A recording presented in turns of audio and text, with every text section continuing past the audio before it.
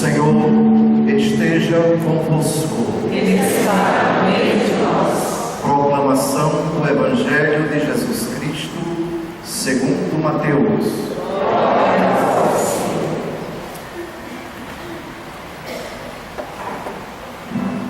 Naquele tempo, disse Jesus a seus discípulos: Vós ouvistes o que foi dito, olho por olho e dente por dente.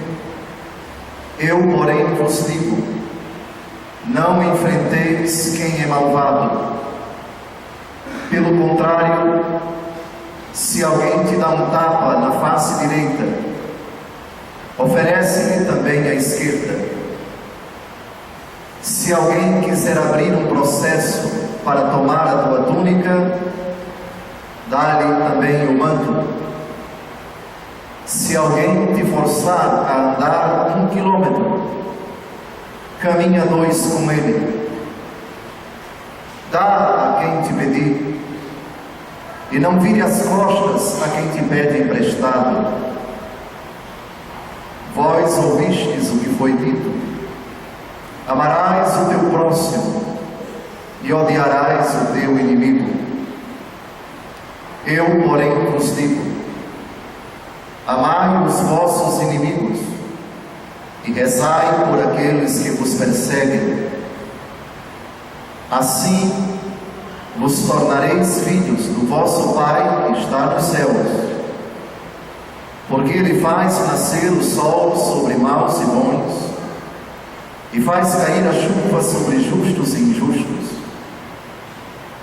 Porque se amais somente aqueles que vos amam, que recompensa tereis? Os cobradores de impostos não fazem a mesma coisa? E se saudais somente os vossos irmãos, o que fazeis de extraordinário?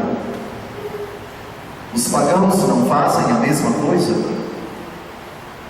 Portanto, sede perfeitos, como vosso Pai Celeste é perfeito. Palavra da salvação. Glória a vós, Senhor.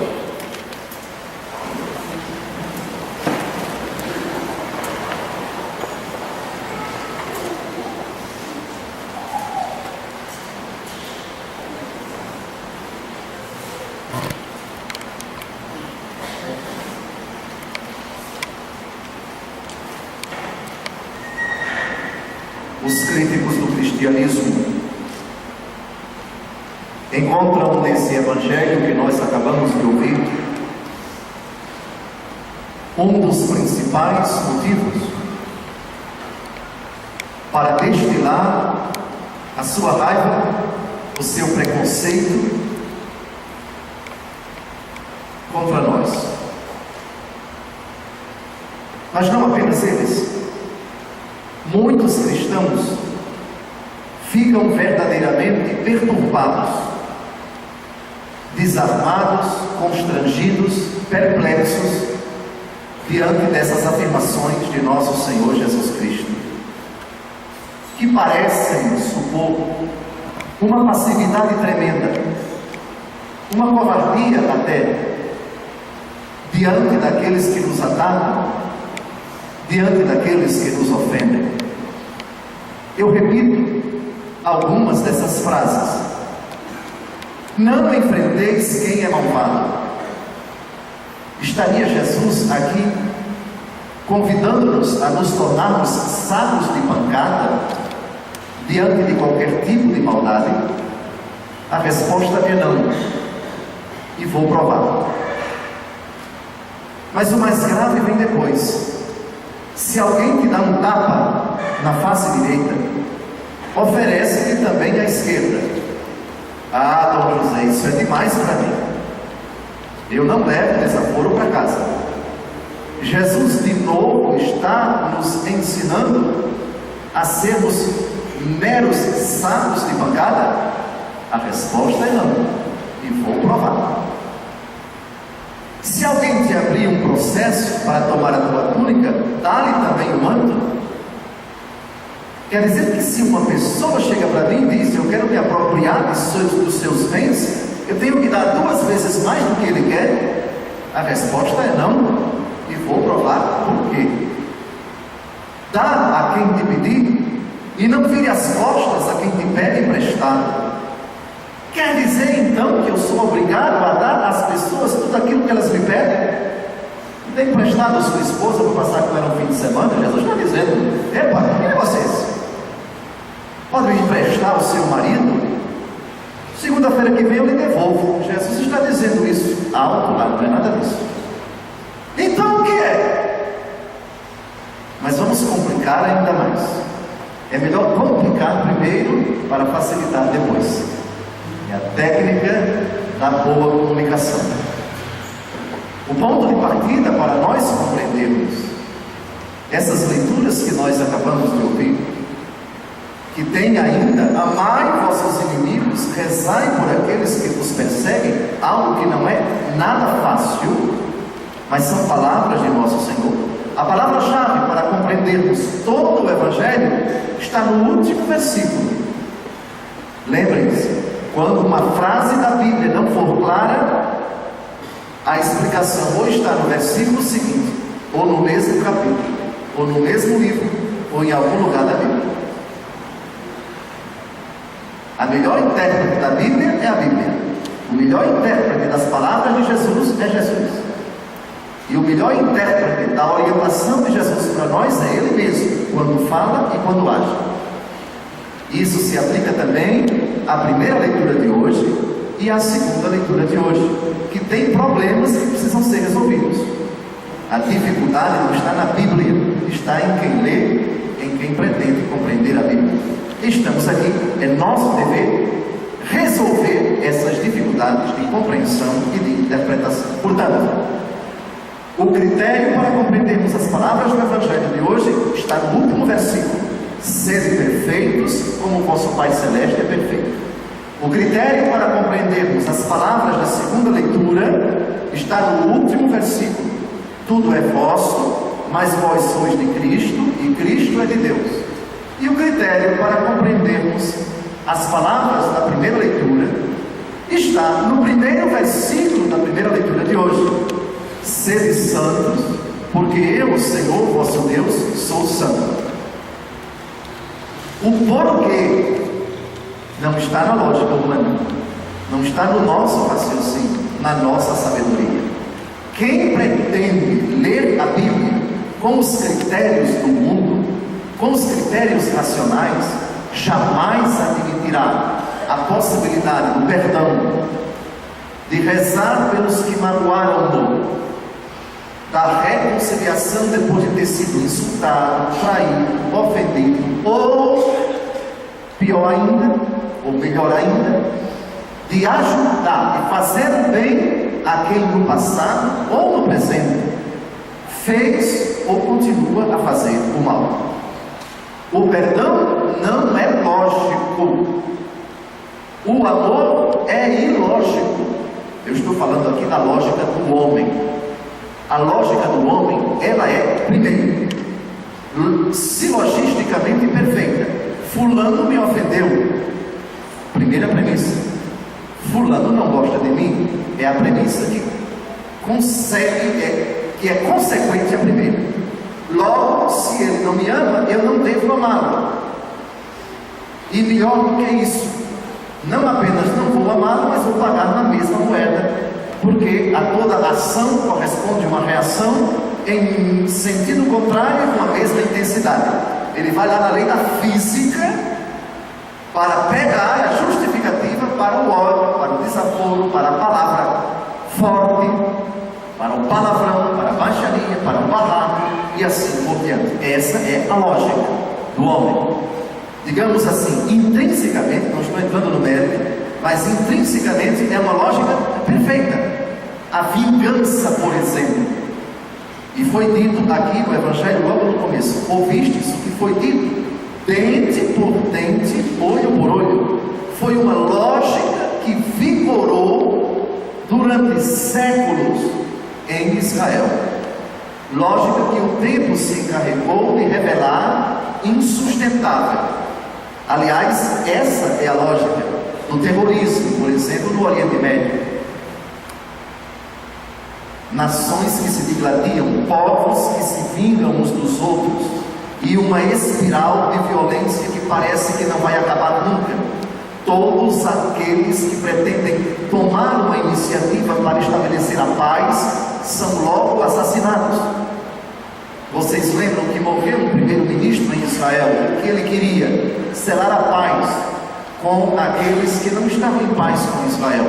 Quem lembra de um presidente do Egito que estendeu a mão para Israel, mas foi assassinado pelos militares em plena parada militar no palanque presidencial? Porque na lógica dessas pessoas tem que vigorar a vingança. Que lógica! Não dá para conviver com tais pessoas, é preciso dizimá-las. Um ex-presidente de um país de maioria muçulmana já disse que não descansaria enquanto não varresse do mapa Israel. Eu, por favor, não estou defendendo A nem B, não estou aqui me alinhando com nenhum povo.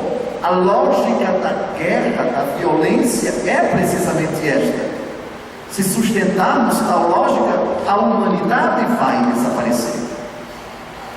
E devo lhes dizer que o Evangelho está longe de ser unanimidade, está longe de ser aplaudido por muitas pessoas na face da terra. Há até determinados cristãos que louvam Jesus Cristo menos por causa dessa página. Amados, o ponto de partida é Mateus capítulo 11, versículo 29. Vinde a mim, vós todos que estáis cansados, e eu vos aliviarei. Aprendei de mim, que sou manso e humilde de coração, e encontrareis repouso para as vossas almas, porque o meu jugo é leve e o meu fardo é suave. Gravem essa frase, Mateus 11, 29, aprendei de mim. Por isso, qualquer frase difícil que Jesus diga, qualquer afirmação, qualquer ensinamento que pareça não entrar na nossa cachola, na nossa cabeça, na nossa mente, na nossa lógica, é preciso olhar para ele, é preciso dizer como ele agiu diante dessa situação. Muito bem, dito isso, já começamos a resolver as dificuldades e vamos começar pelo Evangelho. Gravem os olhos no primeiro versículo de hoje. Vós ouvistes o que foi dito, olho por olho e dente por dente. Isso se encontra no Antigo Testamento, é repetido várias vezes e é posto em prática inúmeras vezes no Antigo Testamento. Nós temos casos absurdos, segundo os critérios de hoje, de aplicação desse princípio. Todavia, nós somos cristãos e temos que levar em conta a leitura que Jesus faz dos versículos difíceis do Antigo Testamento. Eu, porém, vos digo. Atenção, versículo 39. Eu, porém, vos digo. Não é que Jesus se contradiz.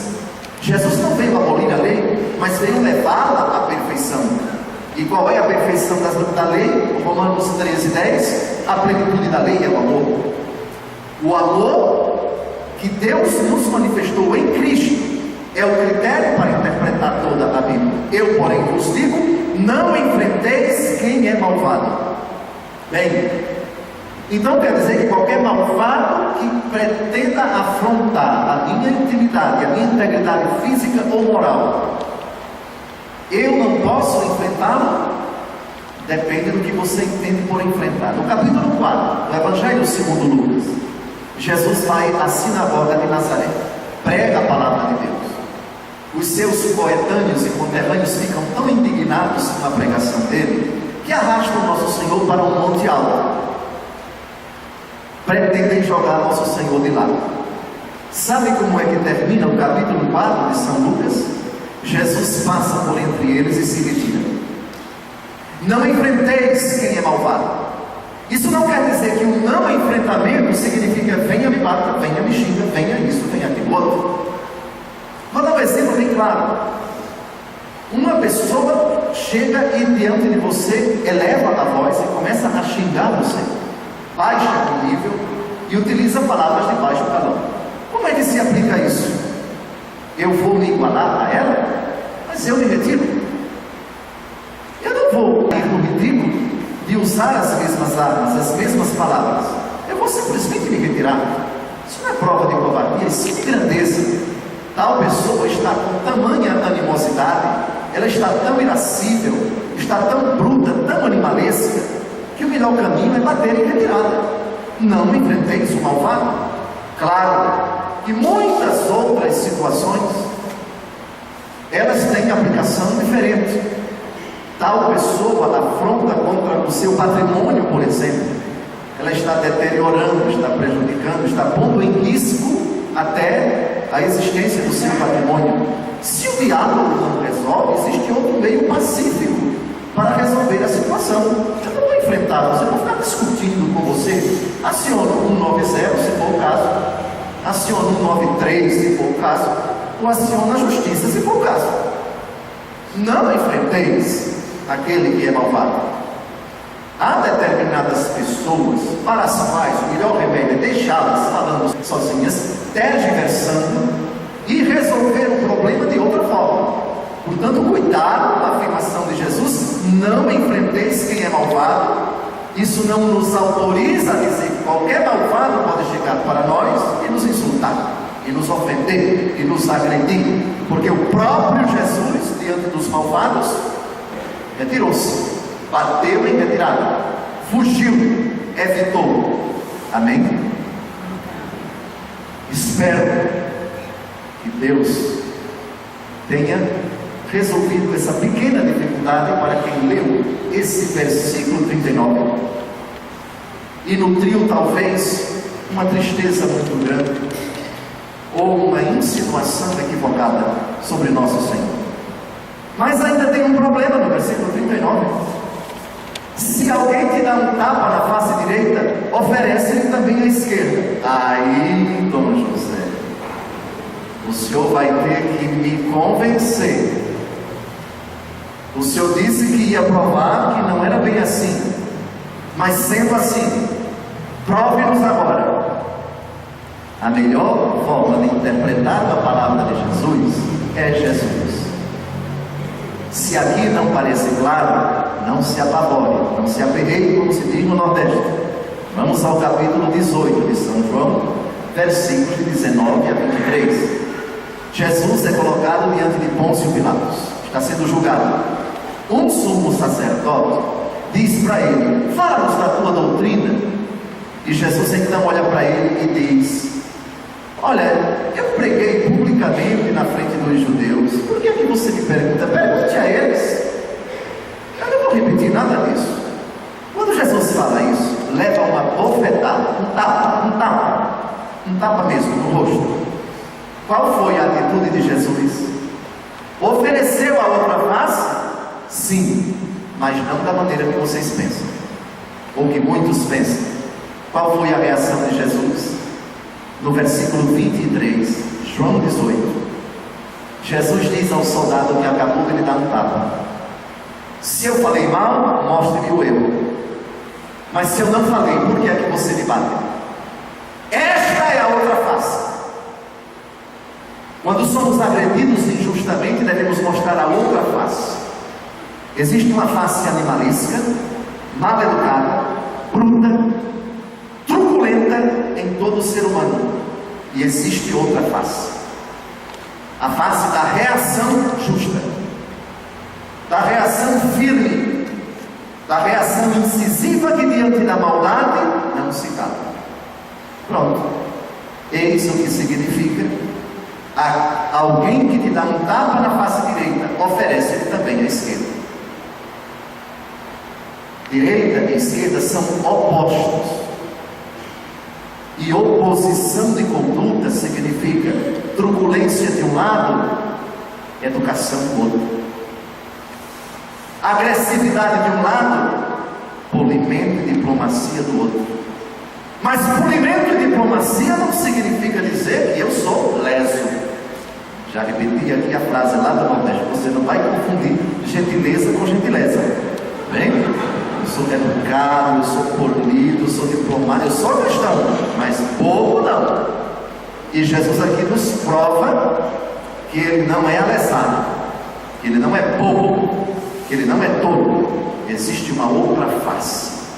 Sabem aquelas pessoas que sabem resolver as diferenças com uma incrível capacidade de conversar de forma polida, respeitosa, sociável, tentando dirimir os entraves, tirar os trombolhos que tem entre uma parte e outra para chegar a uma solução, para evitar conflitos, para não mais procrastinar aquela dificuldade. Vamos resolver isso da melhor forma possível, e se não é possível, pelos meios não judiciais, vamos pelos meios judiciais, mas violência não, brutalidade não, agressividade não, por favor. Estamos no século XXI, e mais do que isso, eu sou cristão, eu sou regido pelos princípios da caridade que não fere a justiça e da justiça que não ofende a caridade, ambas caminham juntas.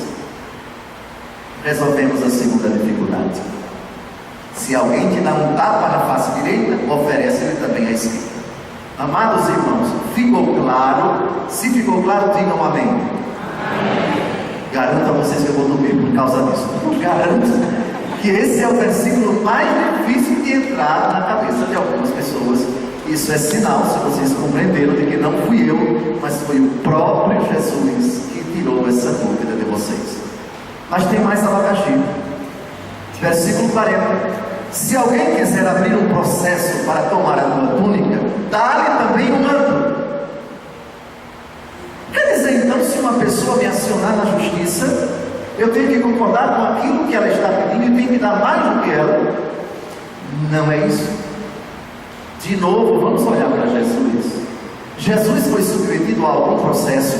Sim. Ele foi preso. Foi colocado diante de Anás, de Caifás, de Pôncio Pilatos, de Herodes. E sabiam vocês que tiraram a túnica dele? Tiraram.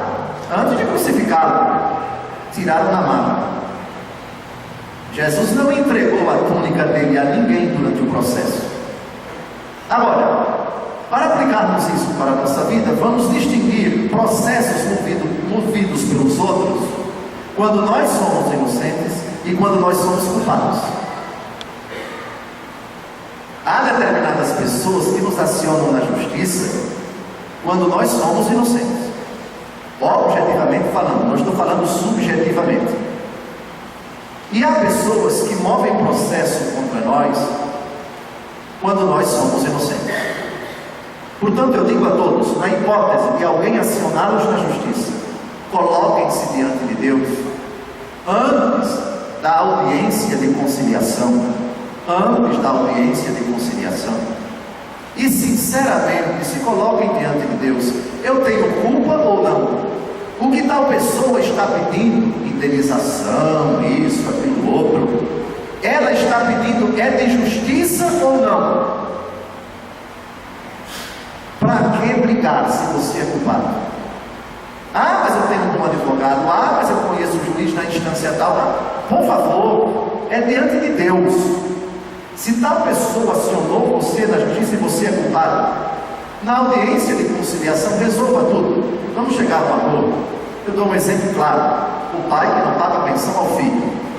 Leia agora o Evangelho. Se alguém quiser abrir um processo para tomar a tua túnica, dá-lhe também o manto. Você colocou o filho no mundo. O filho tem direitos. Você não está pagando a pensão. Mas estou desempregado lá, mas isso, mais aquilo lá, mas eu tenho mais 10 ou 15 filhos, porque eu sou um reprodutor de primeira, e eu tenho que sustentar fulano, Beltrano, em todas as cidades satélites, etc. Não importa.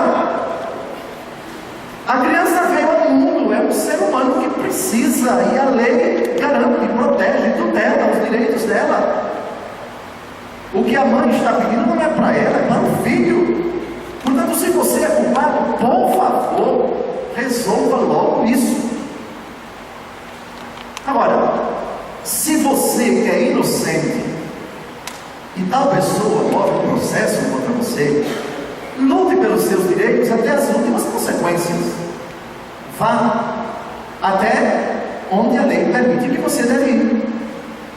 Se a lei determinar que você deve dar a túnica, deve dar um manto, e é uma possibilidade remota, mas é aliás, tiro a palavra remota, não sei, porque há determinadas sentenças dos tribunais humanos que também são absurdas, e aqui não vou dizer qual é e de qual tribunal, mas se for o caso, transitou em julgado, ele tomou minha túnica, eu tenho que dar também o manto.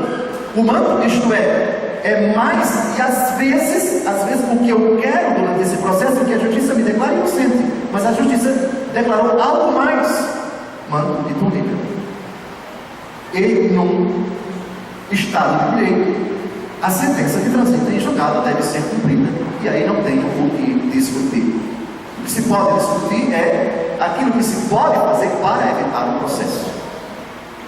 Espero que essa explicação tenha ficado clara, que tenha convencido. Não, quem convence é o Espírito Santo, não sou eu sou um mero instrumento. Se alguém te forçar a andar 1 quilômetro, caminha 2 com ele. Quer dizer então que a pessoa vem e me força a fazer isso, aquilo, outro, eu tenho que ir. O sequestrador vem e me tira da minha casa violentamente, eu tenho que ir com ele. Lembrem-se, a palavra-chave para nós compreendermos aqui é a força. Contra a força física, sobretudo, é muito prudente que não reajamos, salvo se tratar de uma pessoa que tem chances efetivas de reagir, seja com uma arma, seja dessa forma ou daquela outra. E aqui eu repito, diante de um assalto, diante de um sequestro, diante de um furto, de um roubo, enfim, a polícia recomenda, e eu também recomendo, mesmo porque eu sou da polícia militar de Alagoas, não reaja. É até uma medida preventiva para preservar a vida da pessoa que está sendo coagida, o que não significa dizer concordar. Jesus não está concordando com quem a força obriga-nos a fazer isso ou aquilo outro. Agora, ao longo do caminho, nosso Senhor vai pensando, porque foi levado à força. De novo voltamos, Lucas capítulo 4, ele foi arrastado à força. Leiam antes de dormir esse capítulo. Foi levado à força até um lugar alto, e ficou matutando, e ficou estudando, e ficou pensando a hora exata de fugir, de escapar. Jesus escapou diante da força, enquanto ele estava sendo arrastado na mata da sinagoga até o lugar alto. Ele achou por dentro não fugir, e esperou um descuido da parte dos seus agressores para escapar.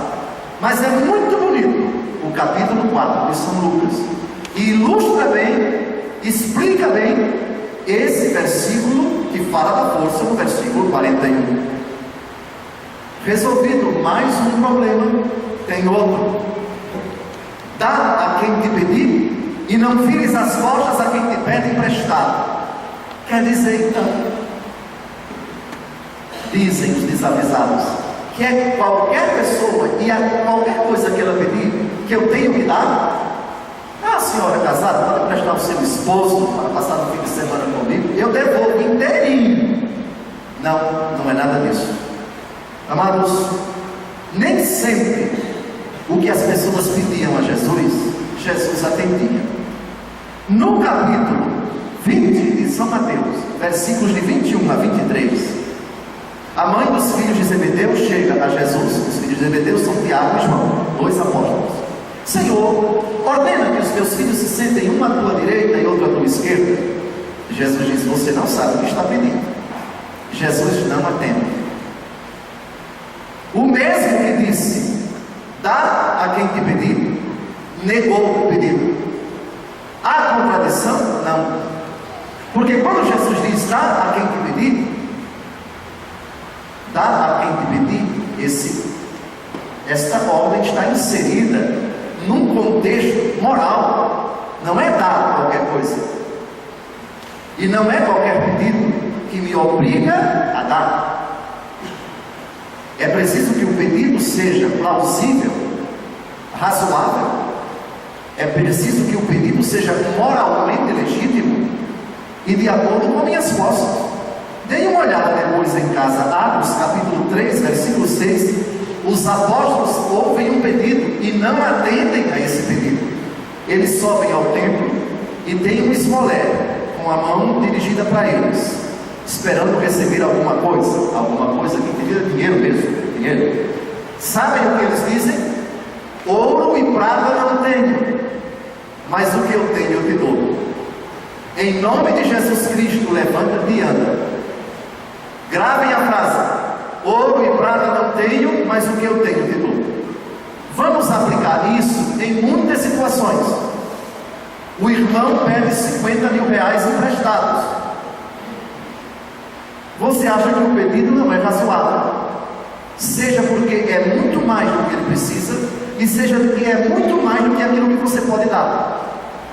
Como nem sempre é prudente você dar tudo aquilo que ele pede, porque até pedagogicamente quem está endividado não convém que se dê todo o dinheiro para que ele aprenda a renegociar, para que aprenda a trabalhar, para que aprenda a rever a causa da dívida, etc. Porque é prudente que tal pessoa sofra um pouquinho, queime as pestanas, durma pouco, para repensar o histórico que talvez mostre a causa da gravidade dessa dívida, ou daquele fracasso, ou daquela dificuldade no vestibular, ou isso, ou aquilo outro. Pois bem, caridade não é dar o que o outro pede, é dar o que o outro necessita, vírgula, de acordo com minhas forças. E segundo, Jesus não diz que pedir emprestado é necessariamente dinheiro.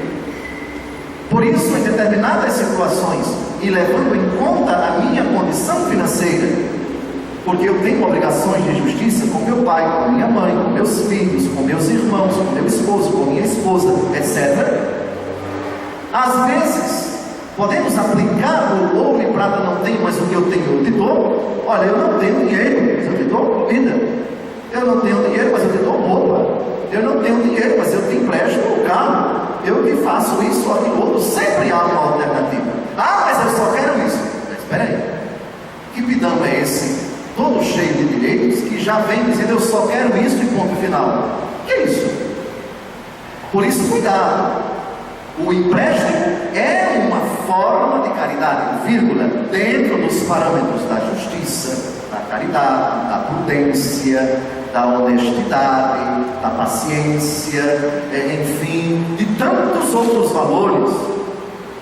E atenção aqui, eu peço encarecidamente, lucrar com o empréstimo, o que tem o nome na Bíblia de usura. O lucro, quando você empresta, a agiotagem, ela é um pecado gravíssimo, unanimemente condenado em várias passagens da Escritura. Tudo isso considerado, dá a quem te pedir. Jesus em Mateus 7,7 diz: pedi e recebereis, buscai e achareis, batei e a porta se vos abrirá. Pois todo aquele que pede recebe, aquele que procura acha, aquele que bate a porta se lhe abre. Mas não teremos conclusões precipitadas dessas afirmações, porque nós temos o verbo, mas não temos o objeto direto. Pedir o quê? Cuidado com o que você vai pedir a Deus. E recebereis o quê? Deus não disse que você vai receber aquilo que você vai pedir, porque o verbo pedir não tem objeto direto, e o verbo receber não tem objeto direto. Ou seja, vai depender do que você pedir. E se isso agrada a Deus, se é oportuno, se é condizente com a sua santidade, se vai contribuir para a sua santificação. Há uma série de fatores que não se encontram nesse versículo da Bíblia. João capítulo 14, versículo 14: tudo que pedirdes em meu nome, eu vos concederei. Ah, então agora eu vou pedir uma coisa pecaminosa? Não, cuidado com a frase pedir. Tudo que pedirdes em meu nome, pedir em nome de Jesus, é com a autoridade de Jesus, segundo a vontade de Jesus, segundo o desígnio de Jesus. Aí a coisa muda de figura. Portanto, a questão do empréstimo, ela permanece em vigor e é uma forma de caridade.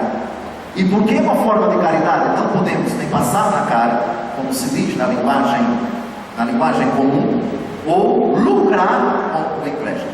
Haverá ocasiões em que, diante da situação do coitado, da coitada que pediu emprestado, se temos vestígios, indícios de que tal pessoa não tem condições de pagar agora, que pague quando puder. Mas haverá situações também em que a melhor coisa é que nós perdoemos a dívida, porque tal pessoa não tem e até por um gesto de grandeza, de misericórdia, aquilo não vai mais nos fazer falta. Eu repito, cada caso é um caso, cada situação é uma situação. Jesus apela para a grandeza do nosso coração e quer que com isso nós nos pareçamos com o Pai Celeste, sendo perfeitos como Ele é perfeito. Vós ouvistes o que foi dito: amarás o teu próximo, odiarás o teu inimigo. Agora vem outra dificuldade: amai os vossos inimigos, eu porém vos digo, rezai por aqueles que vos perseguem. Aqui primeiro uma matização. Jesus não está dizendo amai os males que eles fazem contra vós. Não. Jesus não disse que para amar o inimigo eu tenho que amar o mal que ele faz, o que ele fez. Não. É a pessoa, não o pecado dela. E segundo, amar o inimigo não significa dizer conviver com ele na mesma casa, estar perto dele. Se o inimigo continua no pecado, se ele é uma ameaça real à nossa integridade física, ao nosso patrimônio, etc., eu posso tomar uma distância. Lembre-se, Lucas capítulo 4, Jesus se afastou, se distanciou dos seus inimigos que o arrastaram para o monte. Sempre a atitude de Jesus ajuda-nos a interpretar bem as palavras de Jesus. Por isso, se a senhora tem um desafeto ou uma desafeto que não suporta a senhora, que lhe prejudica, que lhe persegue, etc., e existem fortes indícios de que tal animosidade perdura, é conveniente manter distância quilométrica e, se puder, estratosférica de tal pessoa. Eu vou amá-la à distância. Ah, mas isso não é evangelho. Quem disse a você que Jesus estabeleceu faixa, limites, quilômetros ou metros do inimigo? Simplesmente disse amai. E depois, rezai por aqueles que vos perseguem. Não estou vos dizendo nada fácil. Aqui somente diante do Senhor, que morreu na cruz por nós que o ofendemos, nós que o magoamos, nós que causamos a sua morte, Ele nos perdoa. Porque Ele manifestou tal perfeição. E nesse sentido, agora olhemos para o último versículo do Evangelho: como o vosso Pai Celeste é perfeito. É por causa que o Pai se manifestou em Cristo. A perfeição está em Cristo. Amai-vos uns aos outros como eu vos amei. Não foi nada fácil na cruz Jesus dizer: meu Deus, por que me abandonaste? Como não foi fácil ele dizer: Pai, perdoai-os, eles não sabem o que fazem. O único motivo para perdoarmos a quem nos ofendeu é Jesus. Nenhum outro motivo cola, convence. Eu vou perdoá-lo, eu vou amá-lo porque ele está morrendo. Coitadinho. Não justifica. Isso não é perdão, isso não é amor. Eu vou perdoar, eu vou rezar por tal pessoa porque ela já morreu. Não justifica. Eu vou perdoar porque minha mãe pediu que eu não nutrisse esse ódio no coração. Também não justifica. O que justifica na Bíblia é: perdoai-nos as nossas ofensas, assim como nós perdoamos a quem nos tem ofendido. Essa graça que está no Pai Nosso tem como motivação, porque eu compreendi, Jesus, que na cruz fui o causador, o responsável da tua morte, e tu me perdoaste, sem nenhum mérito de minha parte, sem nenhum motivo, gratuitamente tu me perdoaste, porque eu aceitei esse perdão, porque fui perdoado. Esse é o único motivo para perdoar a quem me ofendeu. Como descobrir na prática se a senhora perdoou ou não tal pessoa? O critério está no versículo 44. Duas perguntinhas: a senhora é capaz de rezar por aquela pessoa? Não para que um tijolo caia na cabeça dela e parta no meio, por favor, isso não é oração. Mas oração pedindo que Deus a abençoe, que Deus a converta, que Deus a santifique. Ou, se ela já morreu, que Deus lhe conceda o descanso eterno e não as profundezas dos infernos. Se a senhora é capaz de fazer esse pedido hoje na missa, pedindo para Deus abençoar, converter, dar para ela o que a senhora deseja para a senhora, a regra de ouro do Evangelho é: tudo que você deseja para si, deseje para os outros. Ou então, na negativa, não faça para os outros aquilo que você não gostaria que os outros lhe fizessem. Essa é a regra de ouro do cristianismo, Mateus capítulo 7. Se você é capaz de rezar por tal pessoa, você não a odeia. Você apenas nutre uma mágoa. A mágoa não é voluntária, ela é sentimento. Todavia é um sentimento que precisa ser extirpado. A mágoa é uma dor que a alma experimenta por ter sido atingida, por ter sido machucada. Depois que a gente leva uma pancada, fica uma dor no corpo. Aquela dor, só o tempo e os devidos cuidados de asepsia, de remédio, etc., é que se encarregarão de solucionar a questão. A dor, ela é sentimento. Você sente a dor. Você não pode dizer, eu não quero mais sentir dor de dentro. A dor continua, independente do seu querer ou não. Por isso, se é apenas mágoa, isto é, eu estou triste, estou decepcionado pelo que minha filha me disse, pelo que meu esposo me disse, pelo que for. Se é apenas a tristeza, ela não é voluntária, portanto não é meritória, portanto em si é indiferente. Ela passa a ser preocupante quando atinge a vontade. Quando triste e decepcionado, você nutre um pensamento de prejudicar, de ofender, de agredir, seja com palavras ou com atitudes, tal pessoa. É a chamada vingança. Por isso, qual é o remédio contra a mágoa? Não fique tocando no assunto.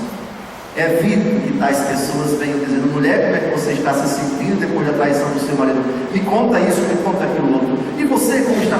Sabe, a ferida está quase cicatrizando, aí vem uma mala pesada com a unha e começa a cortar. Vai sair sangue, lógico. Está quase cicatrizando. E vem aquela pessoa e fica aí insistindo, tratando, etc. Por favor, o silêncio, orando, ajuda-nos a vencer. Não é o pecado da mágoa. Mágoa não é pecado, mágoa é sentimento. Todavia, deve ser extirpada. Não tenhas no coração ódio contra teu irmão, diz o autor da primeira leitura. Sede santos, porque eu sou santo. Eu devo ser santo à imitação do próprio Deus. Ele que me deu, que se me deu como exemplo, dá-me também a graça para que eu cumpra isso. É extremamente difícil? É, mas Jesus disse, eu estarei convosco, sem mim nada podeis fazer. Jesus nos dá a graça para alcançarmos a libertação do nosso coração da chaga do ódio. No problema da mágoa, não procures vingança, nem guardes rancor dos teus compatriotas. Amarás o teu próximo como a ti mesmo. Repito, já estou concluindo a homilia. É extremamente difícil, sem a graça de Deus, mais do que isso, é impossível que cumpramos esse mandamento. Mas olhemos para o Senhor, espelhando-nos nele, que disse no Salmo, ele é indulgente, é favorável, é paciente, é bondoso, é compassivo, não nos trata como exigem nossas faltas, nem nos pune em proporção das nossas culpas. Vista o nascente do poema, da mesma forma que se afasta para longe de nós os nossos crimes. Senhor, ensina-me a suportar as cruzes da convivência diária, sobretudo quando determinadas pessoas me ameaçam, me xingam, me perseguem, são uma dificuldade, um entrave para a minha vida. Eu quero ser perfeito, como Jesus é perfeito. Eu te peço, Jesus, a graça de compreender primeiro, à luz da fé, a grandeza do amor manifestada no Calvário. É o único lugar capaz de curar uma pessoa inebriada pelo ódio. O ódio é assassino, o ódio mata, também fisicamente. E dou-vos o exemplo, Salmo 30. Leiam o Salmo 30, que tem uma frase que todo médico é capaz de dizer, isso é provado cientificamente. O salmista diz, enquanto eu conservava dentro de mim o pecado, os meus ossos se corroíam. Então eu disse, confessarei a minha culpa, e o Senhor perdoou a minha falta. Qualquer pessoa alimentada pelo ódio percebe-se facilmente no brilho dos olhos, quando o assunto é determinada pessoa. Os olhos como que se encandecem, o semblante fica embrutecido, as palavras são de mágoa, de raiva, elas alimentam aquilo, e lamentavelmente quando isso se procrastina por anos e anos, é uma situação tremenda. Dou-vos um exemplo lá da minha querida Palmeira dos Índios, Alagoas. Um senhor foi assassinado, a viúva ficou com 2 filhinhos, 4 e 5 anos de idade. Humilhada pelo assassino que não fora preso somente alguns anos depois, ela saiu da cidade, próxima à Palmeira dos Índios, e foi para São Paulo. Um filho tinha 4 anos e o outro tinha 5 anos. 18 anos depois, no ano de 2009, os dois garotos, agora já adultos, voltaram de São Paulo à Palmeira dos Índios e assassinaram o assassino do pai em plena feira, em pleno mercado. Meu Deus, alimentar durante 18 anos um sentimento assassino perverso, isso também do ponto de vista psicossomático é deletério.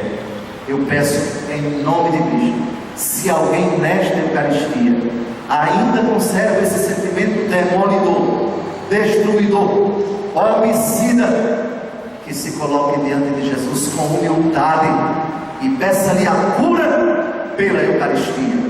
Se as palavras do bispo não surtiram efeito, que a força do Espírito Santo obtenha essa graça de outra forma, mas o quanto antes, e de preferência nesta missa. Louvado seja nosso Senhor Jesus Cristo.